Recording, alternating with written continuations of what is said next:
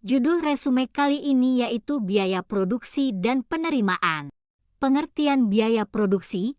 Biaya produksi dapat diartikan sebagai semua pengeluaran yang dilakukan oleh perusahaan untuk memperoleh faktor-faktor produksi dan bahan mentah yang akan digunakan untuk menciptakan barang-barang yang diproduksi oleh perusahaan tersebut.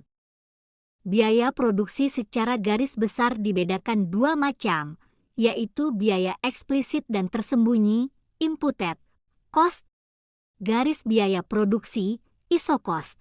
Untuk membuat suatu analisis mengenai peminimuman biaya produksi perlu dibuat suatu garis biaya yang biasa dikenal sebagai ISO cost. Garis ini menggambarkan gabungan faktor produksi yang dapat diperoleh dengan menggunakan sejumlah biaya tertentu.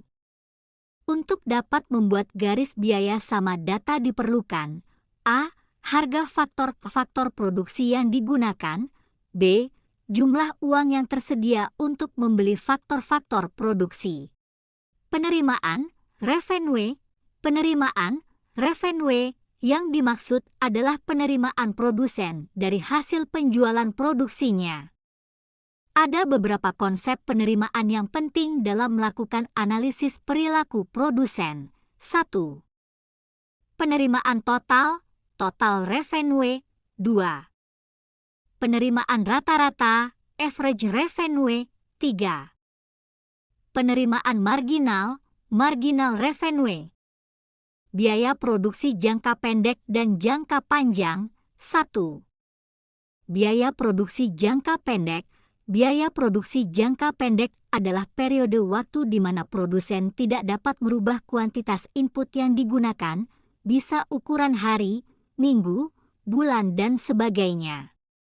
Dalam jangka pendek, konsep biaya-biaya terdiri atas biaya tetap total fixed cost TFC, biaya variabel total variable cost TVC, biaya total cost TC, biaya marginal cost MC, biaya variabel rata-rata average. 2. Biaya produksi jangka panjang. Biaya produksi jangka panjang adalah biaya yang dikeluarkan untuk memproduksi barang atau jasa dalam periode waktu yang lebih lama, di mana perusahaan dapat mengubah semua faktor produksinya. Biaya produksi jangka panjang meliputi biaya tetap dan biaya variabel. Keuntungan maksimum. Produsen dianggap akan selalu memilih tingkat output di mana bisa mendapatkan keuntungan total yang maksimum. Bila produsen telah mencapai posisi ini dikatakan telah berada pada posisi equilibrium, disebut posisi equilibrium karena pada posisi ini tidak ada kecenderungan baginya untuk mengubah output dan harga output-nya. Untuk menentukan tingkat output yang memberikan keuntungan maksimum, ada dua kurva yang harus diketahui yaitu kurva permintaan menurun dan kurva permintaan. Efisiensi produksi dan skala ekonomi. 1. Efisiensi produksi. Dalam kriteria ekonomi, suatu sistem produksi dikatakan lebih efisien bila memenuhi salah satu dari kriteria ini: minimalisasi biaya untuk memproduksi jumlah yang sama, maksimalisasi produksi dengan jumlah biaya sama. 2. Skala ekonomi. Skala kegiatan produksi jangka panjang dikatakan bersifat mencapai skala ekonomi apabila pertambahan produksi menyebabkan biaya produksi rata-rata menjadi semakin rendah. Berikut merupakan faktor penting yang menimbulkan skala ekonomi: spesialisasi faktor-faktor produksi, harga bahan mentah dan kebutuhan produksi lain, memungkinkan produksi sampingan diproduksi, mendorong perkembangan usaha lain. Perspektif Islam terhadap biaya produksi.